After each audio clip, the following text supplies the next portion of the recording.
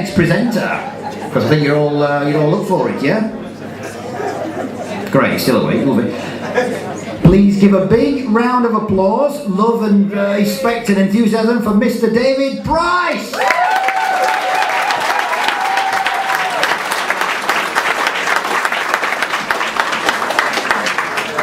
Nobody told me it was going to be a stand-up gig. Are you ready? I am. So I work a lot in schools, and I work in some really good schools, and I work in some not so good schools, and I see three things in the not so good schools. I see kids who are bored, I see a model of learning which belongs in the 19th century or the 21st century, and I see teachers who are stressed to hell and back. One of the reasons why they're stressed to hell and back is that a lot of the kids just don't want to be there. Here's a rising graph of needs, not in education, employment or training. One of the reasons why those numbers keep going up, it seems to me, is that there's a mismatch between the way kids learn in school and increasingly the way that they're learning out of school. So in school you've got that one-to-one relationship, but outside of school you've got learning which is network, which is informal and which is social. And so this is creating all kinds of challenges for educators all around the world. And it seems to me that this is the problem that we've got.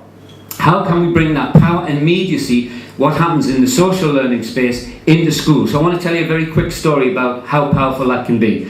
So there's a website in Canada called beyond.ca, and it's a forum for performance car geeks. And there's a guy called Sean Ironside, car dealer in Calgary, where the website's based. He has a car which is taken off his forecourt for a test drive, and it doesn't come back. The kid gives some false ID. So he puts up a description of the car and a photograph and description of the guy who took the car, and offers a reward. There's a reward there for anybody who can get them. So all the people who are living in Calgary get out driving, and 4 hours later, the chronology of this is very important, 4 hours later a guy called James pulls up at a set of lights and sees the car, takes a photograph, and you can see the guy here, he's got a kind of distinguishing mark. He's missing the two middle fingers in his left hand, so he kind of makes the rock salute whether he wants to or not. So you'll know from social media that once you put a photograph up on a forum, then the kind of meme, the Photoshop meme, takes over. So within the next 2 hours, there are 2,000 of these Photoshop torn up, most of which I cannot share with you because they're too obscene. But he becomes known as the Claw.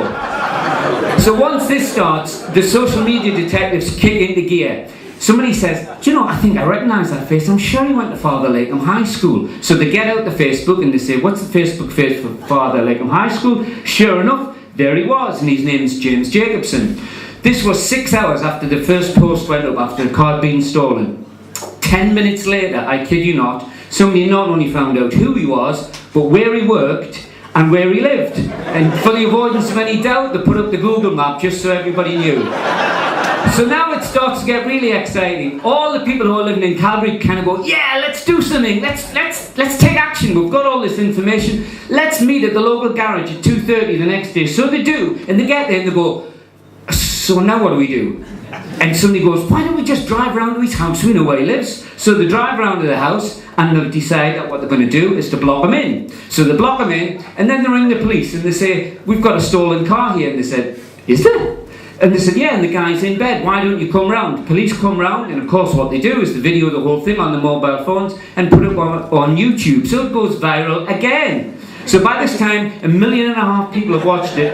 The guy gets his car back less than 24 hours after it's been stolen, can't believe his luck, and the incredible thing is, the car is in mint condition, absolutely untouched. Better than that, the Claw has left his baseball cap in the backseat of the car. So he puts it up on eBay. $255 for it. So he's actually ahead on the deal. The only people who are pissed off about this whole story are the Canadian police. So they go on TV and they say, oh, we really don't think that people should be taking the law into their own hands. But that's the whole point. We do this stuff because we can. Now this is where the story really gets weird, because 6 months after I first told this story, somebody had filmed it, put it up on YouTube, and I get a call saying, why don't you go on Beyond.ca's website? And this had appeared. Somebody had found it, and then the whole thing started all over again. They said, who is this guy? He seems to have an English accent. And they decide that maybe I'm a lecturer. So eventually, after a few minutes, I get busted. Somebody finds the Wikipedia page. So I am Sir David Price. I'm a British Conservative MP. I was born in 1924, and I was educated at Eton College. With this accent? Eventually somebody goes, well, he looks pretty good for 86. So here's my point. If people can get the cars returning, if we can bring down evil dictators in the Middle East, if we can sleep on people's couches all over the world, then why can we not get this stuff past school firewalls? That's it. I finished 5 seconds early.